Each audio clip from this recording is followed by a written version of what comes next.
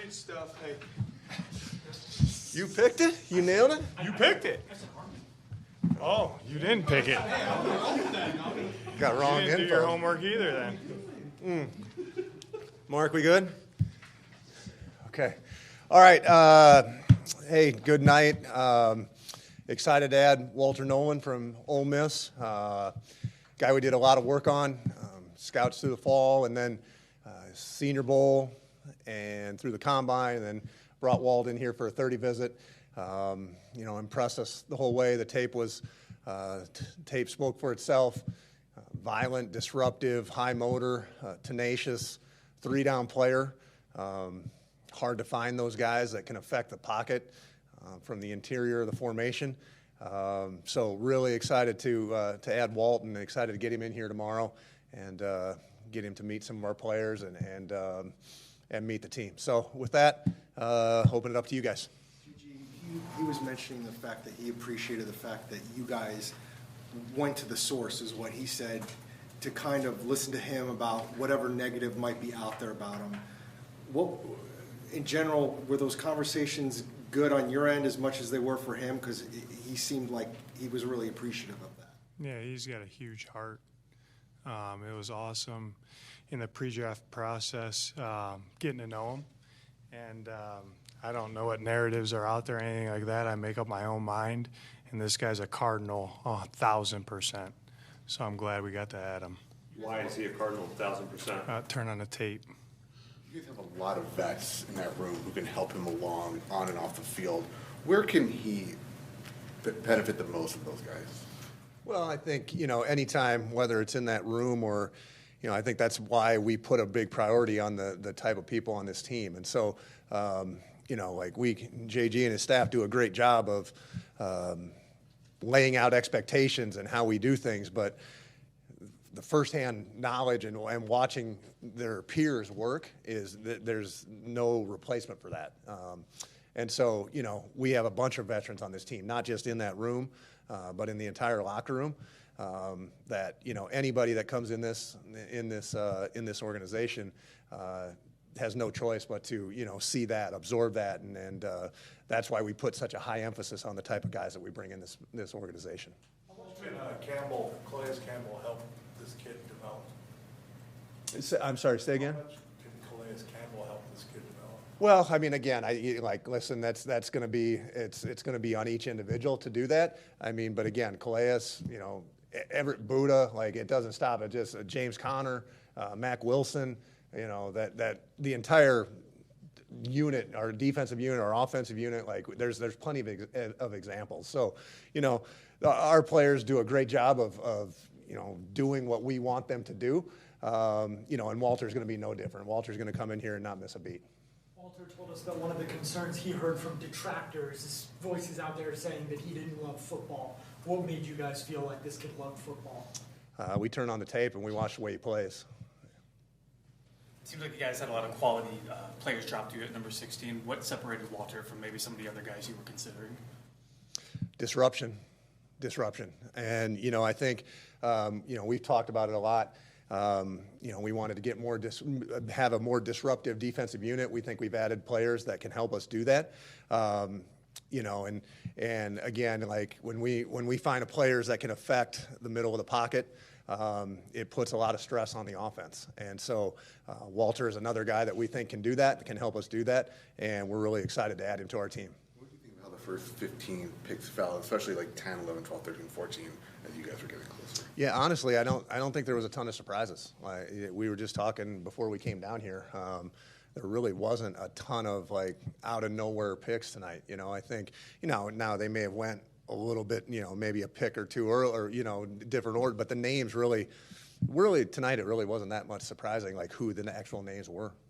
Coach, how do you feel about your front defensive line across the board? We'll see in September. It's a new identity, it seems. Yeah, I mean, we got guys that, obviously I would say the guys that have been here, obviously they have a role, and they're going to be competing for their roles. Everyone's in that phase right now of the season. We're all competing for our roles, but I think that we got a couple guys that can play different spots. They all have their own skill set, and I feel really good. You know, we added some quality pieces. We got guys coming back who I think have really high ceilings that can help us win, that have shown that they can play winning football for us. And then I'll add Walter into the mix and see where it's going to go. There's always a balance of, production versus potential. Can you take me through how you weigh and give importance to each of those? Because I keep hearing you guys say you turned on the tape. That to me is significant. Yeah, I think that's a really good question, Greg, because we don't always see eye to eye all the time with I see this guy's skill set. I'm not talking about Walt right now. I'm talking about some other guys, but in my mind. But you see the guy's skill set and his anthropometrics, which guys look that word up. I'm huge into that. And he might not produce, you know what I mean? And we've been around guys that produced a lot. They got up here and didn't do anything. We've been around guys that didn't do a lot in college and then took off in the NFL. So it's case-by-case basis, but you're looking for the first thing that I look for is how is this guy going to fit for us, and what are we going to ask him to do, and can he do those things? You know what I mean? And that's what Monti's saying and myself said, Greg. When you turn on the tape, the vision will be pretty specific to what we think he brings to our defense. How much was the phone ringing for you today? Pretty quiet. Yeah, pretty quiet. We had some teams check in early on, and then as things kind of went along, it really there really wasn't much tonight, Tyler. And so that's how it goes, and I think that first year, like, there was a ton of action, and then last year a little bit, and then, tonight, now we'll see what tomorrow brings. But, I think it just, it's different teams are motivated, and the picks came off and their boards fell a certain way. There just wasn't a lot of motivation for anybody to move up. Walter's compared himself to Aaron Donald. I'm not asking you guys to do that, but do you appreciate that type of self-belief? You guys will love meeting him. He's got a quiet confidence about him. That's loud confidence, but I was just talking with Mark. He's different from the guys that we've taken in the first round since we've been here. He's quiet. You got to get to know him. He's a little shy at times. And then, our scouts would be like, you should go to this practice and see what it looks like. And then you turn on a game tape and you see what it looks like, and you're like, wow, like you might think one thing of the personality, and it's a little bit different. But like I said, why he fits as a Cardinal, he's got a huge heart. He cares about his teammates, and he wants to maximize himself. And when you show us that from all our different ways that we find that information, sign him up. What did he show you to know that he had a huge heart?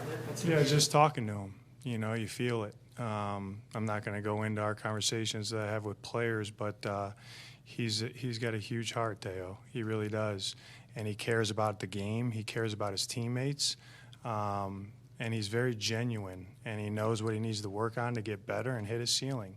And I think he's going to do everything that he can to do that. Where do you feel like he could work to get better at?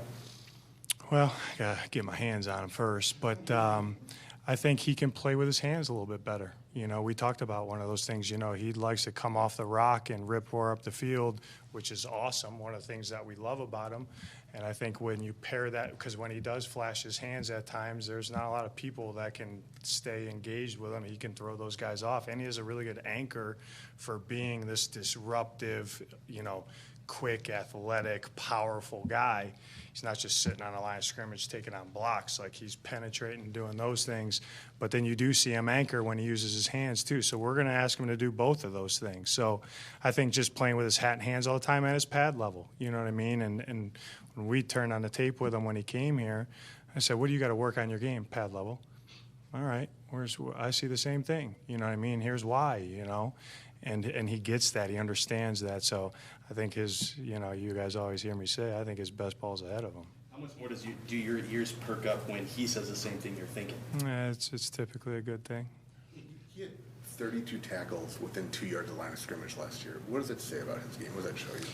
Yeah, there's I'm not going to go into all the sources here, but there's a lot of our guys on our staff that have been with guys on Ole Miss's staff too. And Monty uses all those as a tool, not the end-all, be-all, but a tool. I've worked with a guy that I made a phone call to way back when in the NFL for 3 years. But their scheme, how they used them, was unique, and it pairs up with how we like to use our guys as well, whether it be just playing straight technique or being on the move, what Nick would call stunt mode. And I think he does those things extremely well. But what you see is production. We'd go through a lot of different exercises, I would call it. And Monty has us kind of look at a clump of guys, different guys, and, stack them, rank them, you know what I mean? And I had Walter 1, and he says, why? And I says, because turn on the games, and he makes more plays than anybody. And that sticks out, Greg, to your point about production, and I liked other guys that didn't produce as much. I'm not saying that's, it's a tool we use, but he gets his hat on the ball, and the guy plays with extreme motor, which that tells me he loves football. You know what I mean? When you see a guy that's playing 50 to 60 snaps in the college game, not huddling, on the ball, and he's running down screens and getting out of the stack and trying to dump people and putting his face in the pile, like that jumps out on the tape for a 300-plus pound guy that's playing a ton of snaps. So that was the first thing that jumped off the tape. Man, this guy plays really hard. And so that was all I really needed to see, Josh. You mentioned how Ole Miss's scheme worked for him. One of the things that jumped out is they kind of dialed him in mostly as a 3 technique. Yeah. Do you envision that kind of being? Yeah, but he plays too, if you look at it, correct. But he does play up and down that line. Like there's in passing situations that got him over the center. He's playing a little bit of 4-eye, a little bit of 5. He can. I think he's going to be able to do all of it. We got to see when he gets here and how he fits into the room. You know what I mean? To make sure that we do the best thing for the defense first. And then the best thing for him as it relates to the other guys too. But I do think he's a multiple position guy, and it's going to be cool to see how he can impact games. With all the depth you guys have up front now, how will that affect how you integrate him into the rotation, because you don't have to throw him into the fire? No, he's going to get thrown into the fire just like all our guys. You know what I mean? But he's no different. I mean, it's just like Marv, D-Rob, Paris, when you guys asked me about Paris, he's going to come in here and compete for his role. You know what I mean? That's how we do things, So, and I know he's excited about it. Monty, we've talked about how one of your favorite parts of the jobs is making that phone call. What was this phone call like?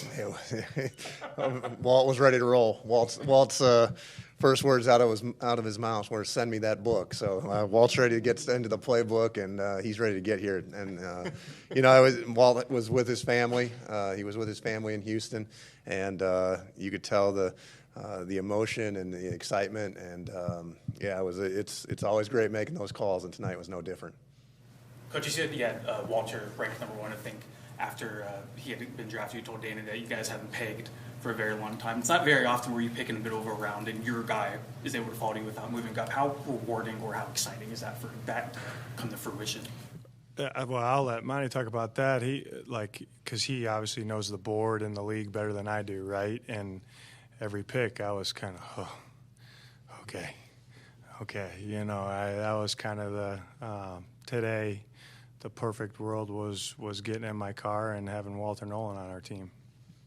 So yeah, and Donnie, it's just it's one of those things where you set the board, and it's our board. It's got all the positions across the top, and then you stack, and sometimes there's one position, the guy's sticking out and a little higher, and it's really you sit there and wait, and you peel cards off as their names get read, and then you sit and wait till it's your turn, and hopefully you got one that's standing up there that's high. So we were excited that Walter made it to us. What's the formula on that? Because D-line was a position of strength, arguably, with what you've already added and what you drafted last year. Mm-hmm. And you had needs at other spots, but you went with the guy that you consider the best at a position of strength. What's the formula there? Well, Greg, I think a couple things there. I think you can never go wrong taking good players, okay, at whatever position.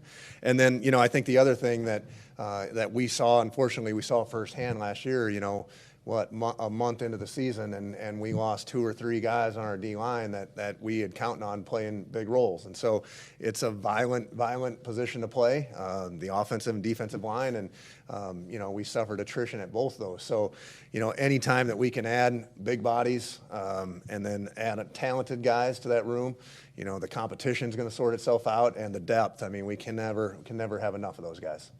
How much of it factored in that he's still just 21 years old? I mean, it seems like, physically and, play-wise, he has a lot of room to grow and is already a pretty good player. Yeah, I think that's a big part of it. I think, JG mentioned it. I think we think Walt's a very disruptive player right now, and there's times where, it looks like Walt doesn't even quite know how good he can be. And so, we're excited to develop him. That's our responsibility as an organization for not just Walt, but every player, is to get them in here, develop them, help them reach their peak. And, we do think and Walt has upside ahead of him. And when he does figure out some of those nuances and the pad level and things like that, I think the sky's the limit for Walt. How do you feel about tomorrow with the 2 picks you have? Yeah, we're excited. We were actually just we saw the last pick there come across the board at 32. Kansas City, I think, took Simmons, right, the tackle from Ohio State. So we were actually counting numbers. We're at 47, so we're 14 picks out, and we were counting numbers of guys that we like, and so we feel good about where we're at tomorrow. And then we'll see what happens. We'll see if there's phone calls tomorrow or a chance to move up, move back. I mean, those are all possibilities. So, we feel good about it. The way the board looks right now, we think we'll be able to add 2 good players tomorrow. With the needed defensive tackle and Nolen's age as well, did it also play into your thinking that 2 of your top guys are in their 30s as well at that position? Yeah, I mean, not really. I mean, I think, we're trying to add good players everywhere, and you can never have enough good players anywhere. And so, what the team looks like right now is different than what the team's going to look like in September. It's different than what the team's going to look like next year, and that's hard to predict. So, we're just happy that we added another talented, violent, disruptive player to a hard to fill position on defensive line. Gentlemen, thank you. Awesome. Thanks, guys. We'll see you tomorrow. Yep.